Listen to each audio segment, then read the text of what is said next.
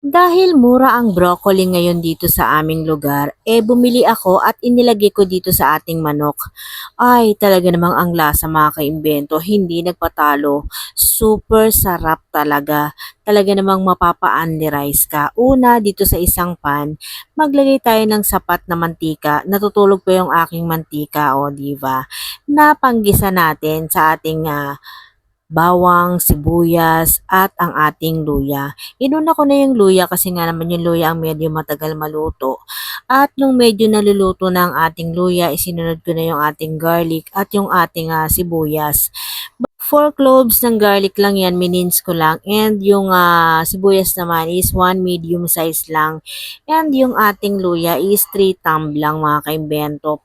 Tanggal lang ng lansa ng ating manok. And then, isutay lang natin yan hanggang lumabas ang aroma ng ating bawang, sibuyas at ng ating luya bago naman natin isunod ang ating mga manok. Talaga nga namang nilinis ko yan na mabuti. Sabi nga nila kailangan daw pakuluan na yan kasi hindi raw pwedeng linisin muna at yung bakterya daw niyan ay kakalat sa lababo, o diba? Ako naman talagang nililinis ko na siya bago ko siya pakuluan. Hindi ako kasi sanay na lulutuin mo na hindi pa siya nalilinis, o diba? And then yan, lagyan na natin ang patis. Yung patis at alat ay depende na sa inyong panlasa mga kaimbento. And then lagyan din natin siya ng paminta, kagaya nga ng patis. Depende na rin sa inyong panlasa ang ating paminta. And then nilagyan ko rin siya ng garlic powder, 1 teaspoon lang. And gusto namin yung medyo maanghang, kaya nilagyan ko rin siya ng chili powder, 1 teaspoon. Kung ayaw nyo naman ng maanghang, skip nyo na po yung chili powder.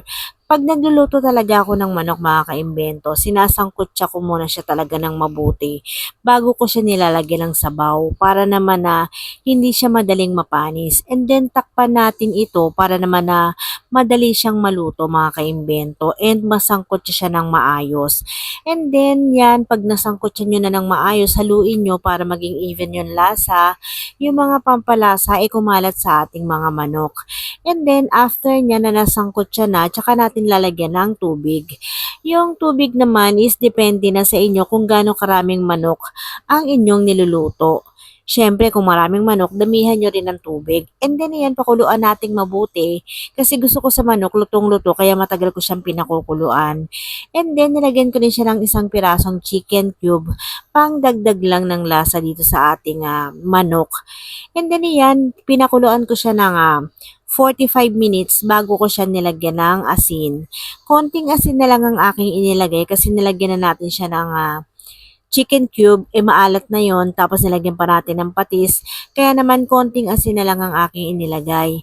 And then yan, pagkakulong-kulo na at alam nyong luto na ang inyong manok, tsaka naman natin isunod ang ating mga gulay. Broccoli ang nilagay ko rito kasi medyo mura ang broccoli dito ngayon mga kaimbento. Kasi naman magtataglamig na rito kaya naman mura na yung mga gulay, broccoli, cauliflower, yung mga mais, ayan, mura na yan pag taglamig.